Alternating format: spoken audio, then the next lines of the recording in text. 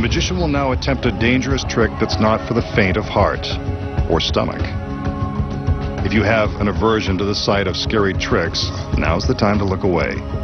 Or watch, if you dare. He's about to give himself a trendy body piercing the hard way. By the way, don't try this one at home. With his sleeve rolled up, the magician takes a long, stainless steel needle and jams it through his forearm. It's slow going, but he forces it through the flesh and muscle. I told you this was going to be upsetting, and it's about to get even gorier. The magician begins to withdraw the needle, and sure enough, he lets loose a small gusher of blood. I keep reminding myself that this is just a trick. He'd better pull it out before he gets weak in the knees. I know I am. There it is. He's a braver man than I, and I keep reminding myself that it's just an illusion. So how did the magician thrust the needle through his forearm and draw blood without inflicting serious injury? Rest assured, this is just an illusion, and the blood is all part of the gag. The secret is in this ordinary bottle of rubber cement. Before the trick begins, the magician takes a healthy dose of the clear cement and applies it to his forearm.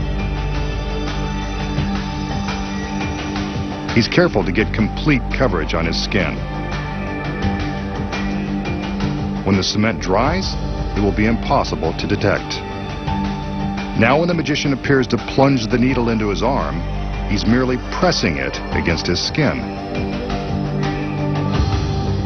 He struggles a bit to make the illusion more convincing. Once the needle appears to be completely inserted into his arm, he pinches his skin around the steel. The rubber cement causes the skin to stick to itself. The effect is pretty gruesome, but not grisly enough for our masked man. He wants us to see blood. That's where a trick needle comes in handy. It's secretly hollow, and the knob on the end is really a rubber bulb that contains fake stage blood.